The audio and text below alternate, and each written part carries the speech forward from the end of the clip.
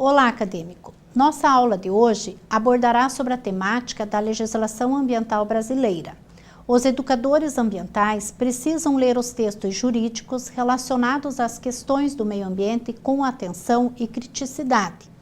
De acordo com Quintas 2009, a sociedade brasileira é desigual, autoritária, excludente e negligente com a maioria do seu povo, que ainda está longe de uma cidadania plena, necessária para uma ampla participação política nas questões de interesse comum, como é o caso do ambiente.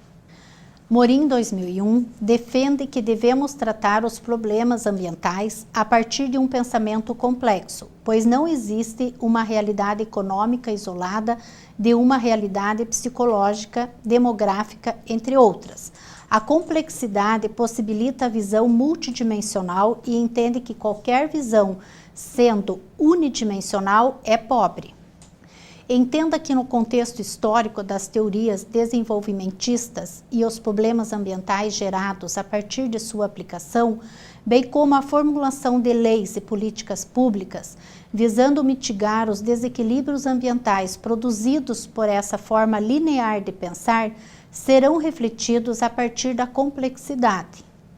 Desde a década de 1970, o modelo de desenvolvimento praticado na maioria dos países do mundo e no Brasil foi direcionado para o desenvolvimento econômico e o progresso a qualquer preço. Os resultados destas ações geraram problemas ambientais sérios, desigualdade social, desemprego, entre outros. Este desenvolvimento, até então predatório e imposto pela ganância, produziu desequilíbrios ambientais, o qual começou a ser freado a partir do surgimento das leis ambientais. Nesta aula, refletimos sobre a necessidade de implementação da Política Nacional de Educação Ambiental, também chamado de PNEA. De acordo com Sorrentino, 2005, a década de 70 representou as primeiras discussões sobre a necessidade de um modelo de desenvolvimento que, além de harmônico, contemple não só o desenvolvimento econômico, bem como o social, o ambiental e entre outros. A educação ambiental que precisamos é aquela que percebe o meio ambiente como resultado das interações entre os sistemas físicos e biológicos, a sociedade e a cultura. Observe com atenção alguns artigos da Política Nacional de Educação Ambiental. O artigo 1º institui a Política Nacional do Meio Ambiente. Em seus artigos 3º e 13º, reconhecem a educação ambiental como componente essencial e permanente da educação nacional, distinguindo, juntamente com o seu caráter formal, o caráter não formal, ou seja, a educação ambiental não oficial que já estava sendo praticada por educadores, pessoas de várias áreas de atividades e mesmo entidades, obrigando ao poder público, em todas as suas esferas, incentivá-las.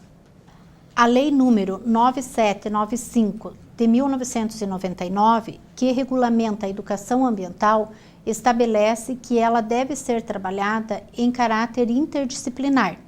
Em seu artigo 10º, aparece o termo transversalidade, ou seja, a educação ambiental não deve ser uma disciplina do currículo da educação básica.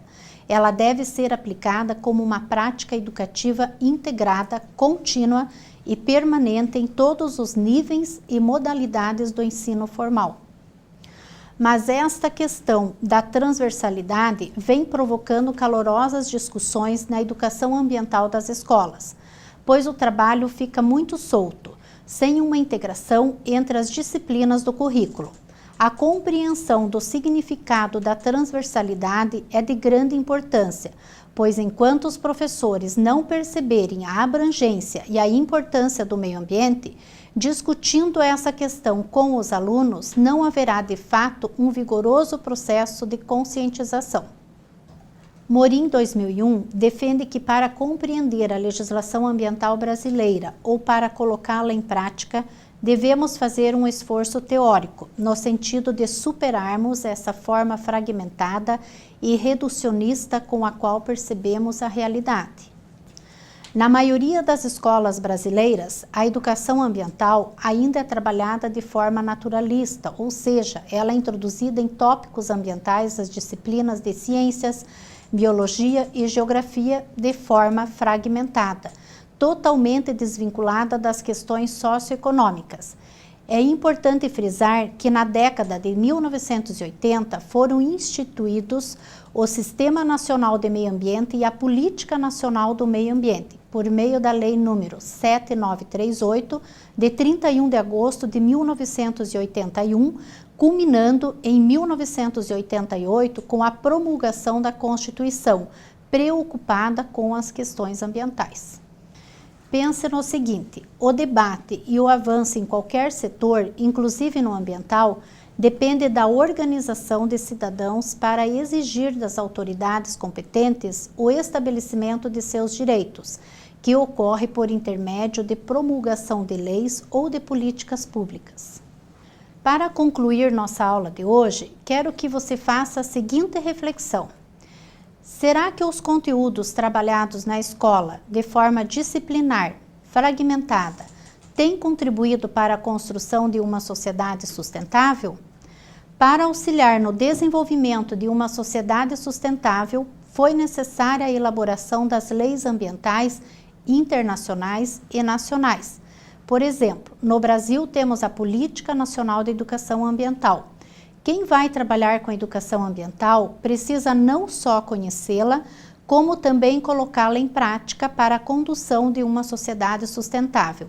Aprofunde seu conhecimento sobre esse tema. Até a próxima!